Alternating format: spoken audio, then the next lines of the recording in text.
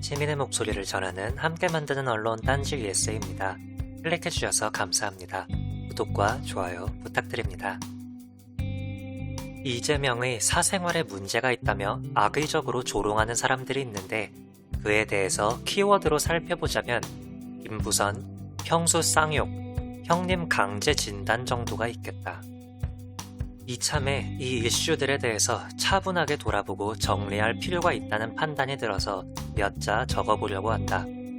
김부선은 그간 자신의 주장이 불리해질 때마다 자신의 말을 바꿔왔는데 몇 가지 살펴보자면 그녀는 이재명 지사의 성기에 큰 점이 있다는 자극적인 주장을 하며 이 지사와 자신이 은밀한 관계였음을 암시하는 저질 네거티브를 시도했었다.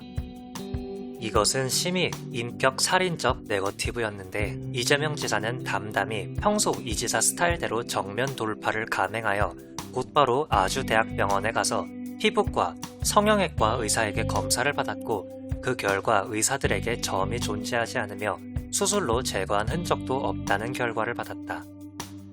그 바람에 김부선의 주장이 거짓이었다는 게 밝혀졌지만 여전히 사람들 중에는 팩트가 아닌 그래도 뭔가 있으니 김부선이 이러는 거 아니겠어? 라며 이재명 지사를 조롱하는데 동참하고 있다.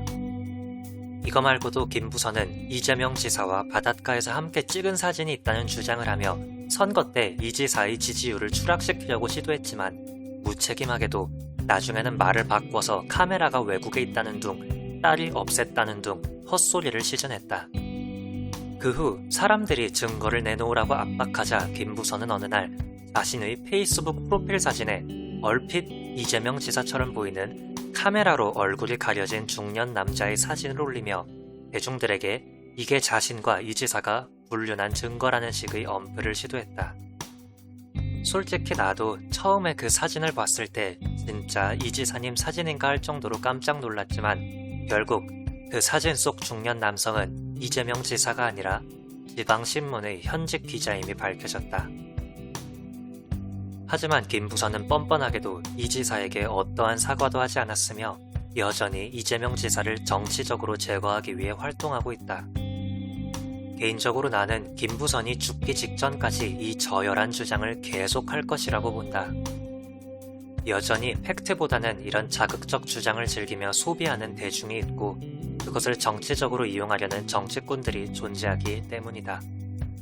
이것 말고도 김부선은 이재명 지사가 바닷가에서 자신을 찍어준 사진이 있다며 증거 사진이랍시고 내밀었던 자기 독사진이 있는데 그 사진은 알고 보니 이 지사가 아니라 김부선 조카 김신혜가 찍은 사진이었음이 밝혀졌었다.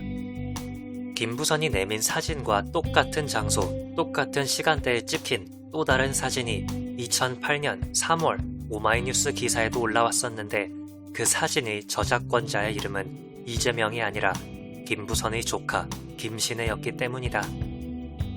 이재명 지사가 찍은 사진이라면 왜 사진의 저작권자가 이재명이 아니라 김부선 조카 김신혜인 것인가? 김부선을 보면 양치기 소년 이야기가 떠오른다. 형수 쌍욕이란 키워드로 알려진 사건도 마찬가지다. 이 사건의 진실은 정신적인 문제가 있었던 이 지사의 친형이 자기 어머니에게 중요 부위를 칼로 찢어 죽인다며 난동을 부렸었고 소식을 들은 이재명 지사가 분노해 형수에게 형이 어머니에게 했던 폐륜적 막말을 따졌던 것이 반대로 이 지사가 형수의 중요 부위를 찢어버린다고 막말을 했다는 식으로 와전되어 녹음 파일이 정치적으로 이용된 사건이다. 나중에 형수는 결국 그 폐륜적 막말이 이 지사가 아니라 이 지사의 형인 자기 남편 이재선 씨가 했던 것이라고 진술했다.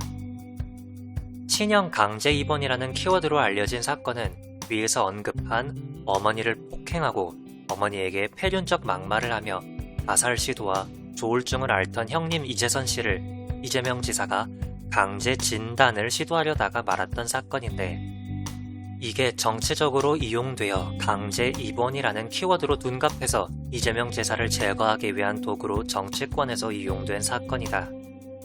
이재명 경기도지사는 초등학교 졸업 후 중고교 기간 동안 학교 대신 공장 생활을 했던 검정고시 출신 장애인으로 어찌 보면 엘리트 코스를 걸어온 다수의 정치인들에게 있어선 라인도 족보도 없는 하찮은 존재인지도 모른다.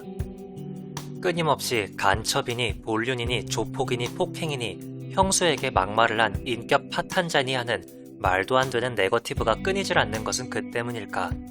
다만 내가 아는 이재명은 촛불이 일어나기 시작했을 때 정치인들 중 아무도 박근혜를 탄핵해야 한다는 말을 하지 못하고 심지어 민주당 정치인들조차 박근혜 탄핵은 불가능하다며 주저했을 때 가장 먼저 박근혜 탄핵을 외치며 촛불이 나아가야 할 방향을 분명하게 제시했던 남자이고, 삼성 바이오로직스의 4조 5천억 분식 회계 사건이 일어났을 때 정치인들 중 유일하게 삼성 본사 사옥 앞에 쳐들어가서 황제 이재용을 구속하라고 외쳤던 유일한 정치인이며, 참고로 이때 대한민국 기자라는 분들은 다들 삼성이란 이름 앞에 쫄아서 아무도 취재하러 오지 않았다.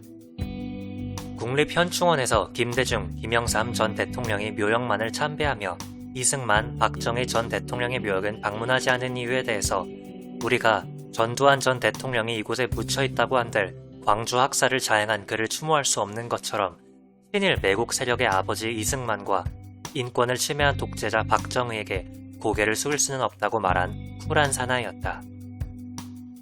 그의 정치적 앞날은 여전히 위태롭고 시기와 질투 그리고 증오하는 자들로 사방에 둘러싸여 있긴 하지만 앞으로 분명 이재명 지사를 인정하고 아끼는 사람들이 더 늘어날 것이라고 본다. 반짝 오른 지지율에 취할 필요도 없고 그의 시기하는 자들을 상대하느라 힘을 뺄 필요도 없다. 그저 지지자들은 이재명을 묵묵히 응원하고 이재명은 자기 일에 묵묵히 집중하면 된다. 그뿐이다. 시민 무휴일님의 목소리 전해드렸습니다. 함께 만드는 언론 시민들의 확성기 딴지 USA였습니다. 영상이 유익하셨다면 구독과 좋아요 부탁드립니다. 시청해주셔서 감사합니다.